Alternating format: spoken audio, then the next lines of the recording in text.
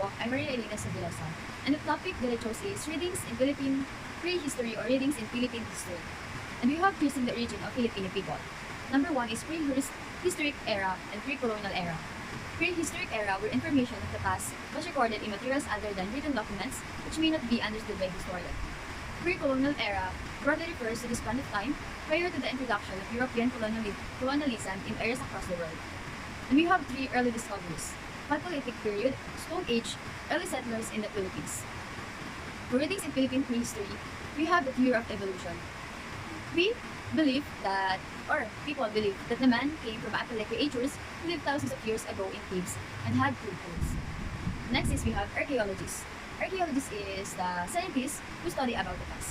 These relics are found in the sites of old burial plots, homes, or villages of people who lived long, long ago. And now, we have Kalinga artifacts and fossil family remains. A 2018 study led by Thomas Indico pushes back the arrival of the first Homo species on the Philippines between 631,000 and 777,000 years ago. And we have hominins. Hominins is any member of the zoological tribe. Homini is the only one species exists. Today, Homo species are human beings. And many people said na tayong mga tao ay nagsimula sa sinasabi nila ng monkey or gorilla. But, ang totoo is, tayo ay nagsimula sa theory ng evolution. And for the tools discovered, we have lithic flake is a portion of rock removed from an objective piece by percussion or pressure. And it may also be referred to as a chip or flake or collectively as debitage. Next is charcoal. What is charcoal?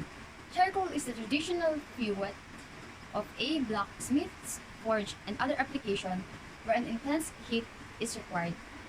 Charcoal is yung ginagamit natin, yun yung tawag natin na uling or ginagamit natin na pangluto. For early settlers in the Philippines, we have Negritos, Indonesians, and Malays.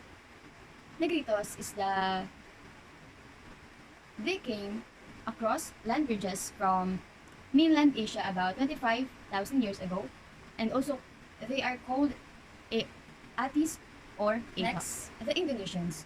According to the migration theory, Indonesians were the first immigrants to come by sea the Philippines about 5,000 years ago.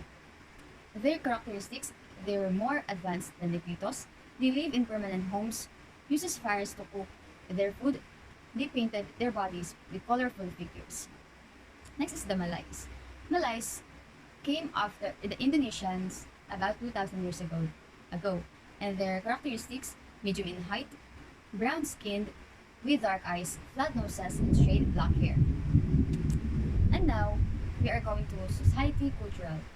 The societal and cultural setting of the Philippines in pre-colonial period is both different and the same in the present. So, tingnan natin kung ano nga ba ang meron sa society cultural. Now we are going to houses. We had Bahay Kubo or the Nipa House. Bahay Kubo or Nipa House is a built to suit in the tropical climate made of wood, bamboo, and Nipa palm that was built on stilts and can be covered or centered through ladders that can be drawn up.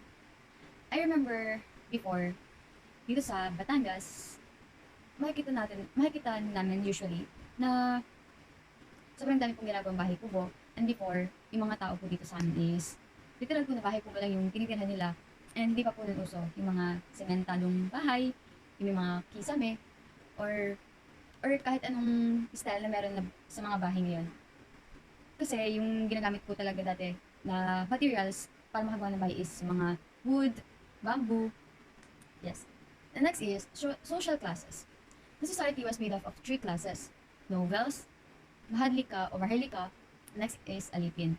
Nobles is the upper class and highly honored. Mahadlik o maharlika is the middle class, doesn't have to pay tribute to the noble. Alipin, full dependents, one half dependent, and semi-dependent. For the social classes, we have the two types of alipin: aliping na mamahay and aliping sa gigilid. Aliping na mamahay was a servant that lived in their own little houses in the property of their master. And aliping sa gigilid is a servant that lived around the house of their master. Woman position in society. Woman is pre-colonial Philippine society has the right to inherit property, engage in trade and industry, succeed to the chieftainship of the barangay in the absence of a male heir, name their children, men walk behind them as a sign of respect. So before, natatandaan ko po na kapag woman or babae ka sa pamilya, parang ikaw yung, parang hanggang dun ka lang sa bahay nyo, ikaw yung tagagawa ng mga gawaing bahay, katulad like, paglalaba, pagliligpit, paglilis ng bahay, parang hindi ka required na gawin yung mga bagay na ginagawa ng mga lalaki. So, parang ngayon, ang daming nagbago. Kasi, yung mga babae ngayon, hindi na lang sila sa bahay nagtatrabaho or hindi na lang sila pambahay. Like, kaya nilang gawin yung mga trabaho na katulad sa lalaki.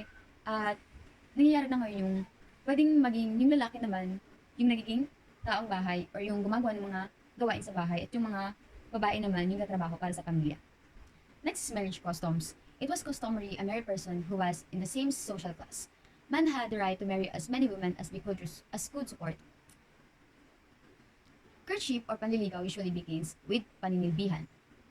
Marriage customs, if man wins the trust of the parents, he does not directly marry the woman. Groom should give dowry or bigay kaya, pigi panghimuyat to the bride's parents, pay the wet nurse or bigay suso, pay the parents. For music and dances, people dance to appease the gods, to carry favor from powerful spirits, to celebrate a hunt or harvest, to mimic the ascetic life.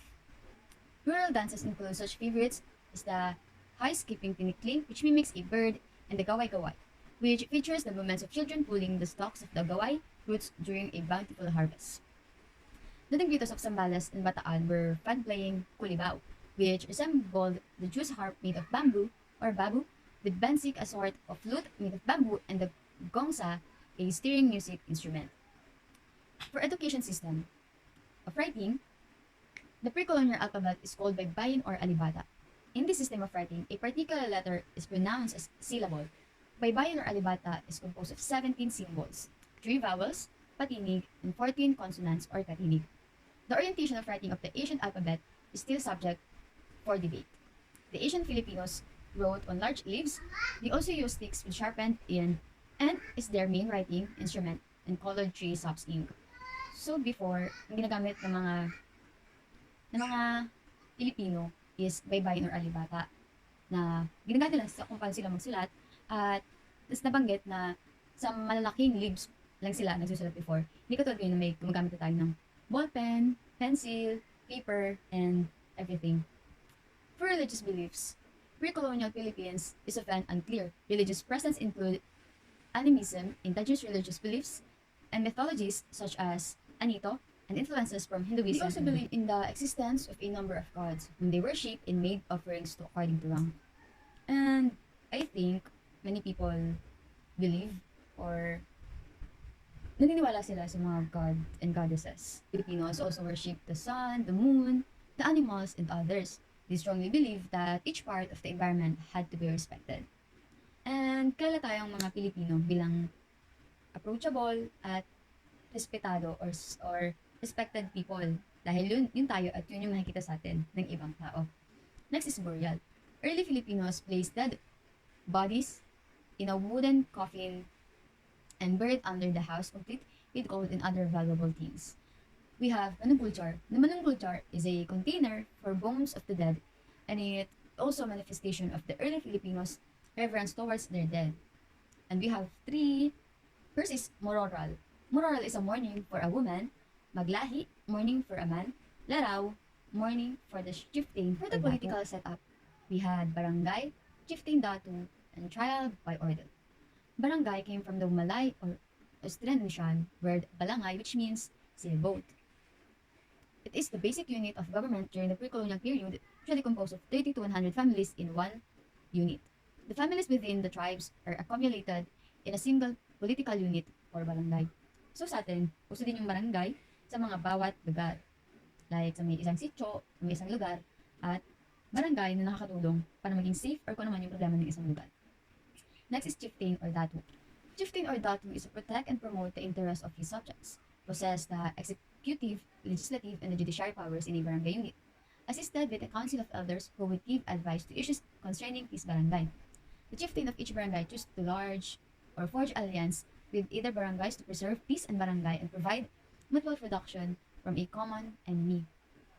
So yung chieftain or datu, siya yung parang nagpo-protect at nagpo-promote sa interest ng isang subject.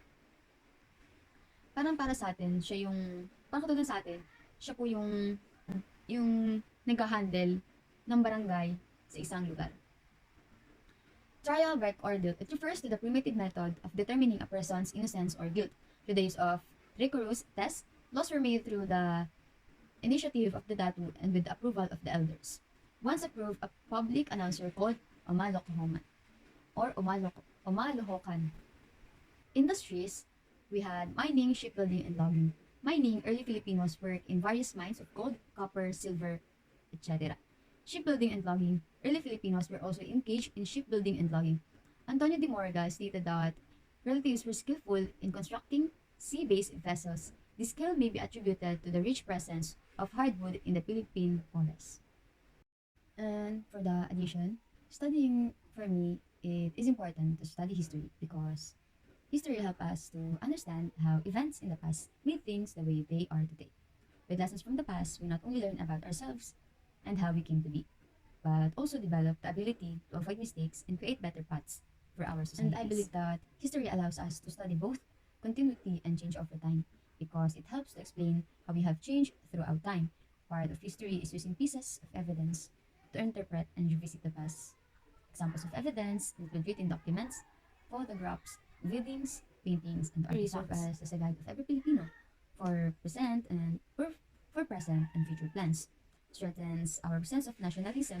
Therefore, as part of this country, and being a Filipino and proud Filipino, we must know our root and be proud of our nationality.